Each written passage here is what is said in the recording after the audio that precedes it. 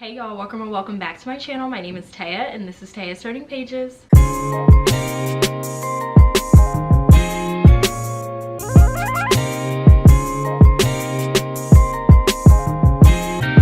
So today we're going to talk about the top 22 books that I read in 2022, and I'm so excited to share all of these books with you guys because I was going back and forth on this list for a while until one night it just hit me that I knew exactly what books I wanted on this list, and I put them all in my notes app, and I'm really happy with all of the books that I have to share with you today. But before we get started, I did just want to get a few things out of the way. So the first thing is, you guys know I always give you a disclaimer when there is a lot of noise going on in my apartment, and today is no different. Unfortunately, it's Christmas Eve, so a lot of people are traveling, walking up and down the hallway, etc, etc. So I'm sorry if you hear any banging or anything like that. The last thing that I wanted to say is that I did not rank these books, so I'm not going to go from the book that is in the 22nd spot all the way up until the first. I could not decide, and I honestly don't have the patience for that this year. I did it last year and it stressed me out. So I'm just going to go through all of these books in no particular order and go from there. Now, I did separate them by genre just because that's how my mind works and that's how I process things. Now, I'm going to show you two books at the end that are my favorite books of the year. I couldn't decide between the two on which one would be in the #1 spot and the #2 spot. I love both of these books too much and they're both very different, so I just wanted to give them their own shine. But like I said, that will be later on in the video.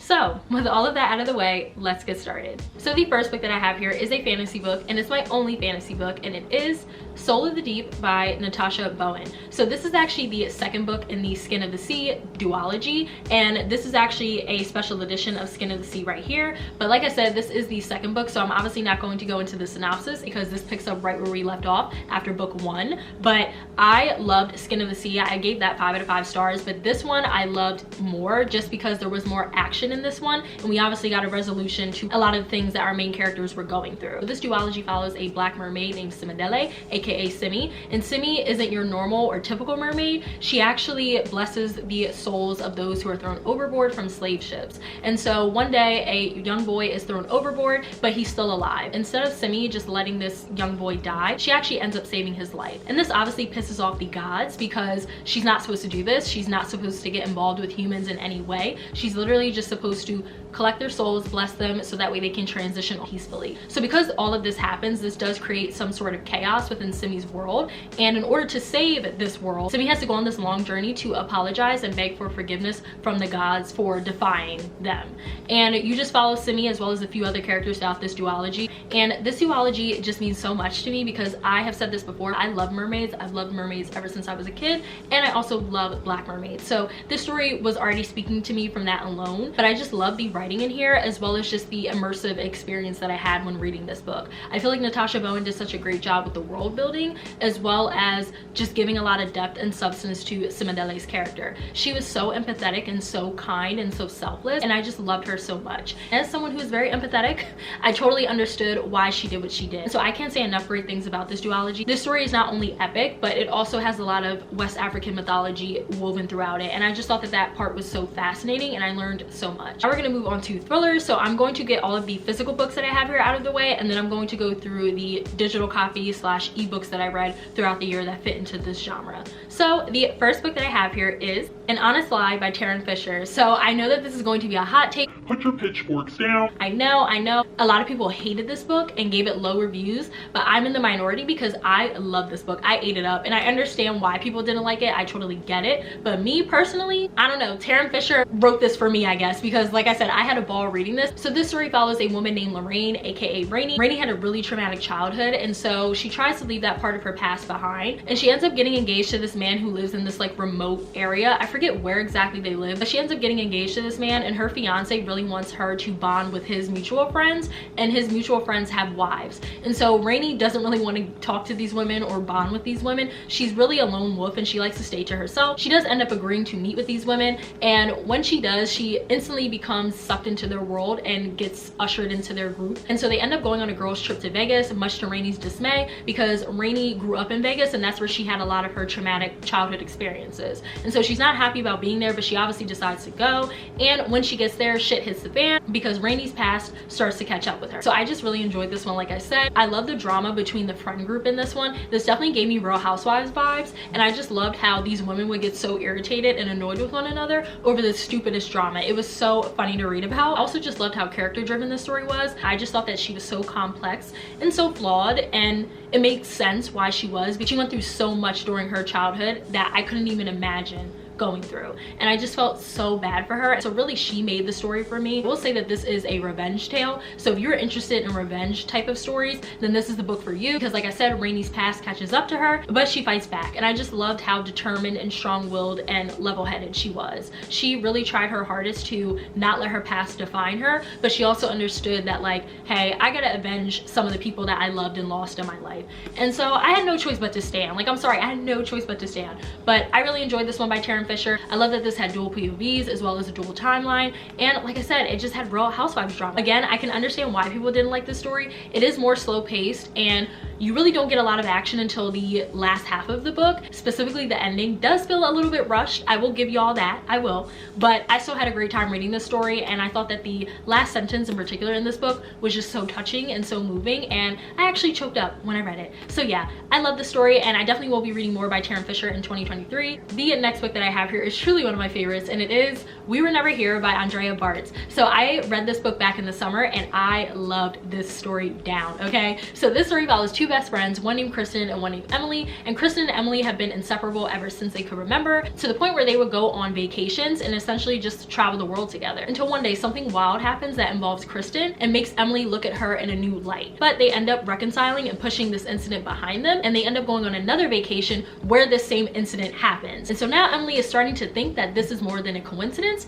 and there might be something more sinister to Kristen, and the story takes off from there. So this story was camp. It was camp, and that's one thing about me. I usually love polarizing books. I usually love books that are lower rated, because I don't know, I just feel like sometimes people take books way too seriously, especially thrillers and romances for some reason, and I just don't get that. This is like peak escapism right here. So I never take these type of books seriously. I always suspend disbelief and logic when I read these type of books, because I just feel like it's required. And so that's exactly what this book was for me. It was camp in every sense of the word, and I loved it. I was entertained from chapter 1 all the way into the end. I love the exploration of toxic female friendships at its most extreme. Yes, I did love the way that Bartz explored female friendships, and I also really enjoyed the way that Emily's character was set up, because for the longest time throughout the story, I truly thought that she was just an unreliable narrator, and that a lot of this was all in her head, and that she was slowly starting to lose grip on reality. But as the story progresses, you realize that, oh no. So I just really loved how Andrea Bartz was able to put the story together,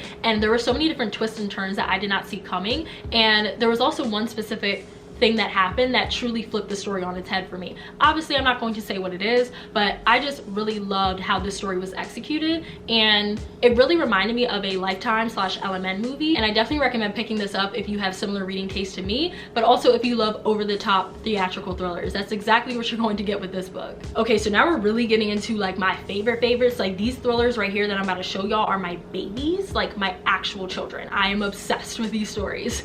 So the first one in this pile is The Perfect Marriage by Geneva Rose. So you probably heard about me gush about this book in so many different videos, because it's just that good, okay? It's that good. So this story follows a woman named Sarah Morgan, who is a powerful, high-profile attorney, and she's one of the, if not the best defense attorney in her area. But unfortunately, her husband ends up having this affair with this woman, and the woman ends up dead. And so her husband is being accused of his mistress's murder, and now Sarah Morgan takes it upon herself to defend her husband and trying to make sure that he does not go to jail for this crime. And the story takes off from there. I'm not going to say anything else, because this is truly one of those thrillers that you need to just pick up and read it for yourself, because there are so many twists and turns and jaw-dropping revelations that I'm still thinking about to this day. I read this book back in July, and I cannot stop thinking about the ending, and more specifically a certain twist that happened within the book, and I just loved it. This book honestly made me want to read every single thing that Geneva Rose writes. I genuinely love this story. I love psychological thrillers, and if you love when stories take a very dark, and I'm talking about a very dark turn,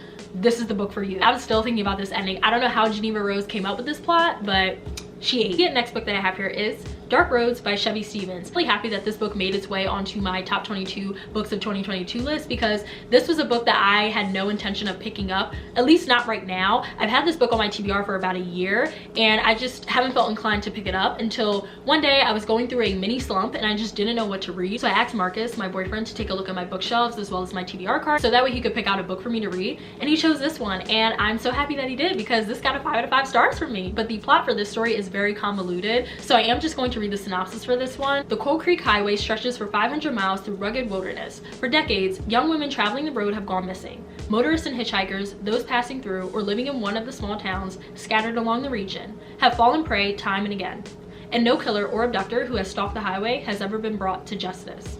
Haley McBride calls Coal Creek home. Her father taught her to respect nature, how to live and survive off the land, and to never travel the highway alone. Now he's gone, leaving her a teenage orphan in the care of her aunt, whose police officer husband uses his badge as a means to bully and control Haley. Overwhelmed by grief and forbidden to work, socialize, or date, Haley vanishes into the mountainous terrain, hoping everyone will believe she's left town. Rumors spread that she was taken by the highway killer, who's claimed another victim over the summer. 1 year later, a woman arrives in Coal Creek, where her sister lived and where she was murdered. Estranged from her parents and seeking closure, this woman takes a waitressing job at the local diner, just as her sister did. Desperate to understand what happened to her and why. But this woman's search for answers puts a target on her back and threatens to reveal the truth behind Haley's disappearance. So as you can hear, this plot is a little bit convoluted. There is a lot going on here. I love the commentary that Chevy Stevens incorporated in this book. This book does directly speak to the Highway of Tears, which is a long stretch of highway in Canada where it is believed that many young girls and women have gone missing and are also possibly buried along that stretch of highway, because it was a hunting ground essentially for serial killers and just killers that were passing through and found the opportunity to take advantage of someone. And it's really devastating, and I definitely recommend looking up the Highway of Tears if you're interested in learning more about it. But this, like I said, is commentary on that, but also just commentary on femicide and just why this world needs to take femicide more seriously. And so I just really loved this story for those aspects alone. Of course, I love the thrilling parts of it, and I was rooting for Haley as well as a few other characters throughout the story and hoping that they would make it out okay in the end. But I genuinely love this story more so for the commentary, because it's real, it's raw, and Chevy Stevens, I feel like, did a phenomenal job in not only that, but also caring for the victims and survivors. The next book that I have here is The Hacienda by Isabel Canales. I have a whole reading vlog where I compare and contrast this book to Mexican Gothic by Sylvia Moreno Garcia, and I'm still so annoyed and get so cringed out when I watch that vlog because I mispronounced Hacienda throughout the entire vlog, which is wild because I took Spanish for 2 years in college. So I don't even know where the disconnect was, but if y'all want to go watch that vlog, I will leave it linked up above. It's still a good vlog. I just mispronounced Hacienda. But anyways, and so this story follows a woman named Beatriz, and Beatriz is down on her luck. She really doesn't have any money or anything like that to her name. Her father was unfortunately murdered, and her mother and her are trying their best to just get by. Until one day, Beatriz ends up meeting this man who is very, very rich. Beatriz looks at him as a meal ticket, and so him and Beatriz end up getting married, and he ends up whisking her away to this place known as Hacienda San Isidro. This is a place where Beatriz and her husband will live, but more specifically Beatriz, because her husband has another house in the city and in the town, because like I said, he's really rich, and I think he's a politician too. But anyways, Beatriz tries to get settled and tries to really zhuzh up the place because it looks really decrepit and spooky. But before she can do any of that, Beatriz is attacked right off the bat by this vengeful spirit that is haunting San Isidro. And so Beatriz ends up seeking help from this priest who also happens to be a witch named Andreas. And Andreas and Beatriz decide to team up to try to exorcise this house and really get to the root of why this house is even haunted in the first place. And the story takes off from there. So there's a lot going on with this plot, but trust me y'all, this book is so good. The writing in here is stunning and it is so atmospheric, and this book solidified my love for Gothic literature and Gothic horror in particular. I think Isabel Canales' writing was so immersive and so atmospheric that I truly felt as though I was there with Beatriz at Hacienda San Isidro, looking over the valley and just seeing all of these spooky and terrifying events unfold. I love when an author can make a reading experience like that for me through their writing. And if you liked Mexican Gothic, then I think you will like this one. Now please understand that there are stark differences between the two. This is definitely more of a haunted house story, focuses more on paranormal horror versus actual human and social horror that Mexican Gothic focuses on, at least in my opinion. The second to last physical book that I have in this pile is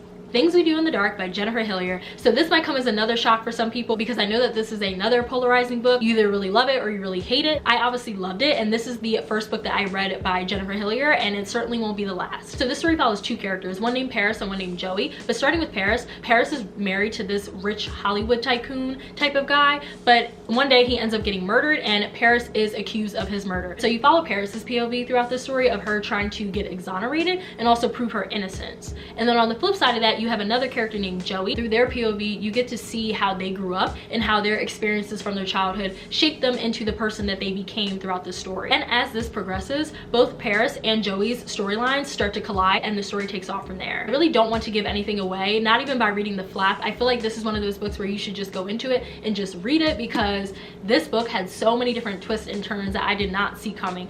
More specifically towards the end, I did figure out one of the major plot twists, but honestly at that point I didn't really care because this story is heavily character driven, and so I was just more so invested again in the characters and how they were going to end up. And so once I figured out that plot twist, I was still reading the story for my enjoyment, and I wasn't disappointed. I think that Jennifer Hillier's writing is absolutely beautiful, and I love the way that she was able to make me feel so connected and so empathetic for Joey in particular. Joey went through a lot of hardship and a lot of abuse in their life, and it was just so sad to read about because you know that this is a reality for so many children. And to know that the adults in Joey's life who were her family didn't have her best interests at heart really broke mine. It really did. This one did it for me. And the last physical thriller that I have here is Local Woman Missing by Mary Kubica. So this should be no surprise because if you watch my videos consistently and one of my wrap-ups, I can't remember which month it was, but I will leave it linked up above somewhere, you should know how much I love this story. It was brilliant, absolutely brilliant. So I'm actually just going to read the synopsis on the back because I feel like it's short and sweet and to the point. But on the back here it says, people don't just disappear without a trace. Shelby Tebow is the first to go missing. Then Meredith Dickey and her 6-year-old daughter, Delilah, vanished just blocks away from where Shelby was last seen, striking fear into their once peaceful community. After an elusive search that yields more questions than answers, the case eventually goes cold. Now, 11 years later, Delilah shockingly returns. Everyone wants to know what happened to her, but no one is prepared for what they'll find. And some people will stop at nothing to keep the truth buried. This book was brilliant. Like I already said, Mary Kubica's mind needs to be studied. It genuinely needs to be studied because I don't know how someone can come up with a plot like this and execute it flawlessly. There was so much going on in this story, so many different POVs that you had to follow and so many different timelines, but once you finally got to the crescendo and got towards the end, it all made sense and it literally felt like everything just fell into place. And I love that with thrillers. I love when you have all of these puzzle pieces but you don't have enough to connect them yet until you get towards the middle and the end, and then shit starts connecting. You're like, oh my goodness, I see what she's doing. I see what she's coming up with. So if you are looking to get into thrillers, or if you are an avid thriller reader, then you need to read Local Woman Missing if you have, because this book was just pure creative genius. And the last thriller slash horror book that I have here in this category, I don't have a physical copy of it, is The Island by Adrienne McKenty. So I read this book a couple of months ago. I don't remember when. Like I said, go check out my wrap-ups for my full in-depth thoughts, but I read this book earlier this year and I loved it so much. The story follows a family who decides to vacation in Australia. Once they get there, they are doing some of the touristy things, but they decide early on that they don't want to do that anymore and they really want to go off the beaten path and look for more local attractions. And so they strike up this conversation with this man and tells him that. And so this man tells them that he actually knows of a place where they can go that's more isolated, more local, and more homey feel, and they can do different excursions. So at first the family is a little bit hesitant, but then they decide to go along with it and pay the man, and the man leads them to this island and he lets them pretty much just roam and explore. And they're doing just that. They're having a great time until something tragic happens very quickly, and now the family is being targeted by these group of locals on this island, and they have to basically figure out a way to survive and escape, and the story takes off from there. So this is a true action-packed survival story. I love this one so much more than his other book, The Chain. I did read that, I want to say maybe last year or the year before, and I gave it a 3.5 out of 5 stars. Like, it was good, it was a solid thriller, but I definitely feel like the last half of the book started to fall apart, whereas this book, I feel like it was just good from start to finish. There obviously were some things here and there that I was like, okay, but this is definitely one of those books where you have to suspend all disbelief, because the things that the characters go through, in particular our main character Heather has to go through, is just wild. There are certain chapters and scenes that are still seared burned into my memory because of how graphic and disgusting they were. I'm not really one for horror books like that, but this one I genuinely loved, and it made me realize that maybe survival horror is the route that I need to go. Okay, so now we're going to move on to the next genre, which is romance, and 4 of them are all by the same author, so we're just going to get those ones out of the way first. But the 4 books that I'm referring to are Night Song, Something Like Love, Through the Storm, and Always and Forever, all by Beverly Jenkins. So you guys know how I feel about Beverly Jenkins. I'm not going to go into my full spiel that I always go into in every video, but just know, love her historical romances, and these are my absolute favorites from her so far. So I'm not going to get into the full synopsis for every single one of these books. Like I said, make sure you check out my wrap-ups, but just know that all of these books, 5 out of 5 stars, absolutely stunning, beautiful, dazzling. I love the romances in every single one of these books, and I love the characters. Every single one of these men, book boyfriends, okay? I will list the tropes of each of these books. This one is definitely a second chance romance. This one is good girl, bad guy, as well as touch her and you die. This one, I don't know how to explain this one. This one is more so, I feel like, just cat and mouse slash chase trope. So one of the characters chasing after the other one not trying to give in. I would say that this follows that trope. This one follows more of a forbidden romance,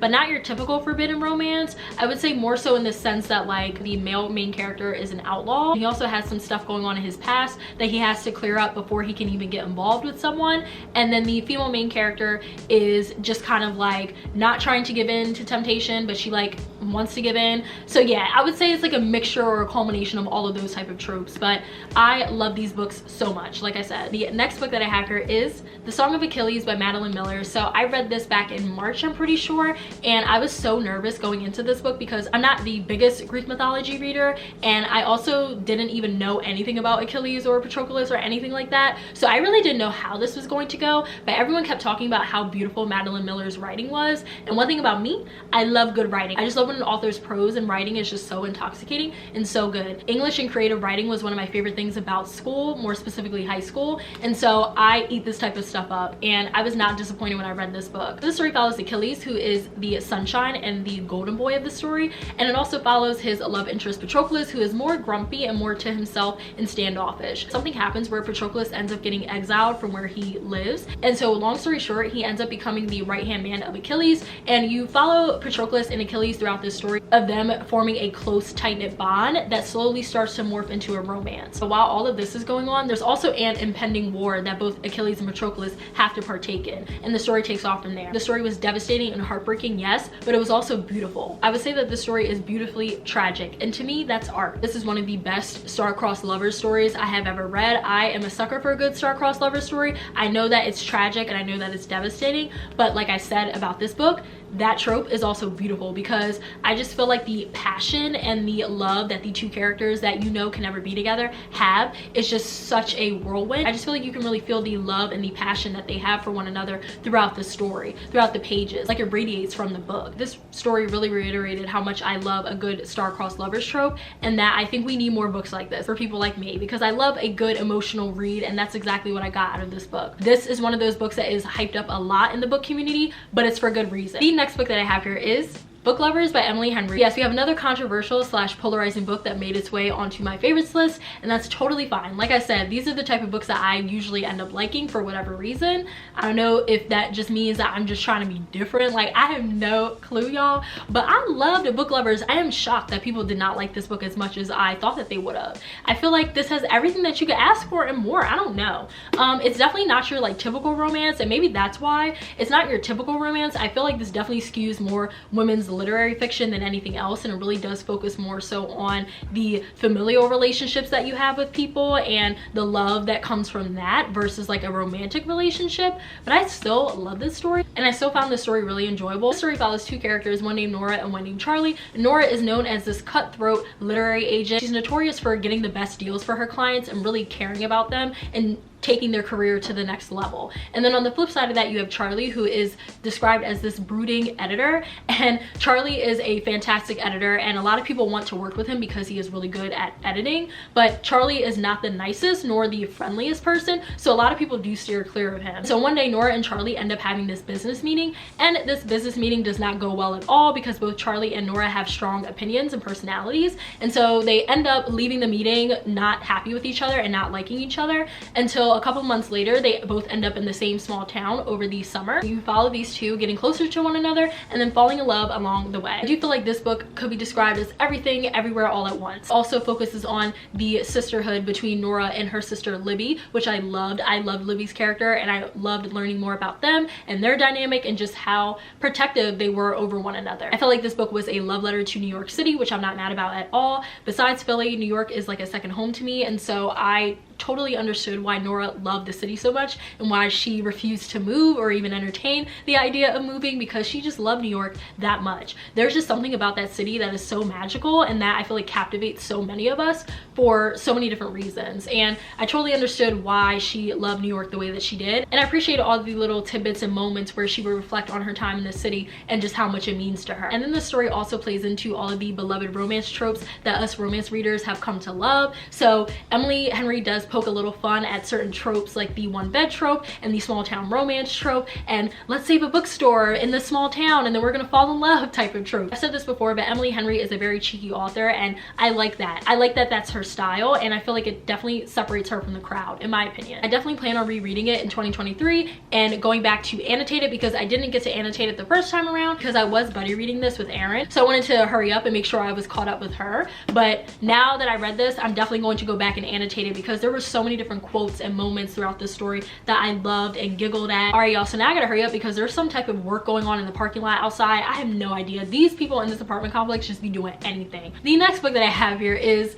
Love Radio by Ebony Liddell. So I actually read this back in November, and I will leave my November wrap up linked up above somewhere. The story follows two teenagers who live in Detroit, one named Prince and one named Danny. So starting with Prince, Prince is actually a radio show host, and he is the youngest radio show host at the station in Detroit. So he dishes out relationship advice and dating tips, and people really love his segment and they really do take his advice and tips into consideration, and he has helped people. And then on the flip side of that, you have his love interest named Danny, and Danny is very studious and very to herself and very ambitious. She has dreams of moving to New York City one day so that way she can attend NYU and become a famous writer. Prince has actually had a crush on Danny for as long as he could remember, but he never had the courage to take his own advice and try to speak to her or take her out on a date, until one day they end up crossing paths and they get into an argument. They do end up reconciling, and then Prince decides to tell Danny that he is interested in her and he's always been interested in her, but Danny's not really looking for a relationship right now because she is dealing with some other stuff going on. But Prince tells her that if she agrees to go on 3 dates with him, by the 3rd date she'll already be in love with him. And so Danny is very skeptical and doesn't believe Prince, but she decides to take him up on this bet, and the story takes off from there. So this was just a really sweet, wholesome, charming romance novel, and I loved every single second of it. This is a YA romance, as you can tell by the cover and from that synopsis, but I still feel like this packed an important punch, and I just loved how refreshing the story was.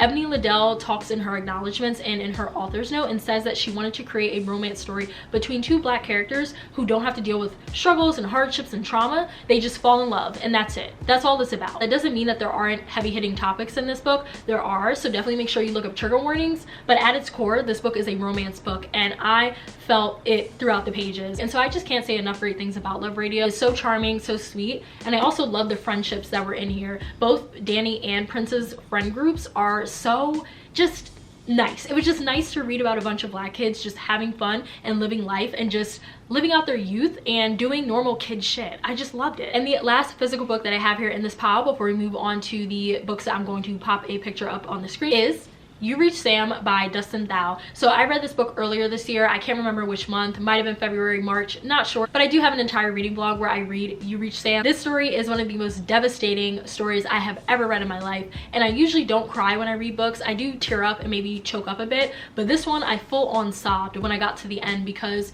it was so gut-wrenching, and you knew how this was going to end, but it still didn't make it any easier when we actually got to the end. So this story follows a couple named Julie and Sam, and Julie and Sam are both high school seniors, and they're madly in love, and they cannot wait to graduate and take on adulthood with one another. But unfortunately, Sam dies tragically, and now Julie has to pick up the pieces and move forward with her life. But before she can do that, she actually calls Sam's cell phone so that way she can hear his voice one more time on his voicemail. But instead of getting his voicemail, Sam actually picks up. And Julie doesn't understand how this is happening. Sam also doesn't understand how it's happening, but obviously there are some fantastical elements in the story, and they do end up talking to each other on the phone constantly, like every night, ever since he could pick up. But you quickly start to see that this is not sustainable. So from that synopsis, you can tell that this book is really, really heavy on grief and death. So definitely make sure you look up trigger warnings before you pick up this book. But I still think that Dustin Thau executed this very well, and he also showed that grief is not a one-size-fits-all process. This is something that is unique to every single person. We all just need to extend some grace and some kindness to people. This book, beautiful, beautiful, stunning, devastating, beautifully tragic, similar to the Song of Achilles. The next two books I'm actually just going to lump together because they are a part of a series, Long Shot and Block Shot by Kennedy Ryan. So these two books are a part of the Hoop series, which is a basketball sports romance series written by Kennedy Ryan. And the first book is Long Shot, the second book is Block Shot, and the third book is called Hook Shot, but I haven't read Hook Shot yet. I do plan on reading that very soon. These two books have a special place in my heart. As you can see right here, I have the entire Hoop series sitting pretty, but this series and those two books in particular truly have a special place in my heart. If there's one thing about Kennedy Ryan, she is going to deliver on emotional love stories. That is just her MO, and she does such a great job with it. And every single book I've read by her has been a hit. No miss. No miss at all. So I'm not going to get into the full synopses for each of these books, but just know that Long Shot does have a lot of trigger warnings, so make sure you look those up. There are themes of domestic violence and just abuse in general within that story. And then in Block Shot, I will say that it's more lighthearted than Long Shot, but there are still some triggers when it comes to body dysmorphia, as well as some microaggressions and like racism involved, just because of the main character Banner. She works in the sports industry and she is, I think, Latina, and misogyny. So there are some themes like that, but these two books, phenomenal. I gave them both 5 out of 5 stars, and I cannot recommend Kennedy Ryan and her books enough. I'm happy that she's getting more recognition because her books are just so captivating, compelling, and beautiful. And I am just so over the moon that I discovered her this year and that I discovered the Hoop series, because it's easily my favorite romance series. Even though I didn't finish Hook Shot yet, I know I'm going to love it just as much as I love Long Shot and Block Shot. And the last book that I have in this pile is Will by Will Smith. So this might come as a surprise because this is the only nonfiction book that I actually have on this list, and it's a memoir. But this memoir was fantastic. So I read this book back in March, and I actually listened to the audiobook version of this, and that is the route that I recommend you go. Will narrates the audiobook himself, and because he is so charismatic and so charming and just such a great actor and voice actor, you really feel like you're sitting down in a room with him while he's telling you his life story. And I just loved how immersive and engaging the audiobook experience was. And so that really made the story for me, was him narrating it. But I also just love Will Smith anyway. I just really loved learning more about him and how he got his start, because I virtually knew nothing about him in that regard. Like, I knew he was from Philly. I knew exactly what part of Philly he was from and the contributions that he's made with music and TV and film, but I didn't really know exactly like about his childhood and how he met Jada and like how he really got his start in the industry. And it was just so fascinating to hear him talk about his life and reflect back on some of the milestones that he's made, but also some of the hardships and some of the obstacles that he's had to overcome. He had a very rough childhood. It definitely puts into perspective for you why the night at the Oscars played out the way that it did. I read that memoir before the Oscar incident happened, and remembering what I learned in the memoir just made me realize, like, oh, okay, I understand why he got up on this stage and did what he did. There was a lot more there with Will. There's a lot of trauma that he definitely, I think, still has to unpack, and I hope he is doing that. And if he hasn't done it, I hope he does do it soon. Regardless, I love this memoir. I would honestly love for him to narrate more audiobooks because he just did a great job. Now we are going to talk about my top 2 favorite books of 2022. Like I said, I could not decide between the two because they are both so different. They both impacted me in such a profound way. So I'm going to get this first book out of the way because I actually filmed an entire reading vlog on this, and you will see that reading vlog before you see this video. So I'm not going to spend too much time on this. The book I'm referring to is Before I Let Go by Kennedy Ryan. So of course another Kennedy Ryan made its way onto this list, duh. And this is Kennedy Ryan's newest release at the time that I'm filming this, in December 2022. But this story follows a divorced couple. The woman's name is Yasmin and the man's name is Josiah. And Yasmin and Josiah were madly in love until one day something devastating happens to them both, and it unfortunately results in the dissolution of their marriage. With all of that said, this story is a second chance romance, but there is a lot more going on within this story. It is very emotional, very hard hitting, and just real and raw, mirrors real life. And so I definitely recommend looking up trigger warnings. More specifically, there is the death of a child / stillbirth. So if that is something that you cannot read, then I don't recommend picking up this book. But if you can handle that, then definitely give this a go, because this has impacted me in so many different ways and put so many different things into perspective for me. It was just breathtakingly beautiful / tragic, but also beautiful. And the last book that I have here, and that has truly made an impact on me in my life, and I haven't stopped thinking about this book since I finished it back in the summertime, is Hurricane Summer by Asha Bromfield. These are the type of books that I wish I had when I was growing up, and the fact that we have them now is just so nice, and I'm really happy about that. I'm really happy that there are going to be Black kids that can see themselves represented in these type of stories that I myself did not have. This story follows a young Black Canadian girl named Tilla, and Tilla lives with her sister and her mother in Canada, like I mentioned, but Tilla's father actually spends his time between Canada and Jamaica because her father is Jamaican. Tilla has a strained relationship with her father just because of him never really being there, and also just other woes that you have as a teenager. You know how it gets. And so Tilla doesn't really have a great relationship with him, but Tilla's sister Mia does. And so Tilla's mother proposes that both her and Mia should go to Jamaica for the summer and spend that summer with her father and really trying to repair their relationship. Tilla is obviously not happy about this. She has no choice. She has to go. And so her and her sister Mia end up going all the way to Jamaica, and they spend the summer in Jamaica with their father. But besides that, there's also a lot of other subplots going on within this story, because Tilla is coming of age during the summer, and there are so many different things that she experiences, some really good, some really traumatic and tragic, but she's still coming of age, like I said, throughout this summer. And I resonated with so many different parts of this story, and especially Tilla's character. I saw so much of myself in her when I was younger that it was scary, honestly. Like, it was actually really scary seeing some of the similarities that we have. But I just feel like Asha Bromfield did such a phenomenal job at exploring Black girlhood and Black fatherhood. Another thing that I really enjoyed about this story, and that really sold it for me, was just how atmospheric it was. Despite Tilla going through all of these traumatic things, I still feel like this story was beautiful, and it made me reflect on just so many different things. And Asha Bromfield is actually turning this into a movie, which I'm so excited about. I cannot wait to see this come to life on the big screen. All right, y'all, and those are my top 22 books of 2022, and I just cannot wait to see what's in store for 2023 when it comes to my reading plans. Well, I hope you guys enjoyed this video. Definitely make sure you like, comment, and subscribe. It really helps me my channel out. And lastly, please make sure you follow me on Bookstagram as well as Storygraph. I will leave all of that information linked down below, as well as at the end of the video, like I always do. I will see you guys in the next video. Bye.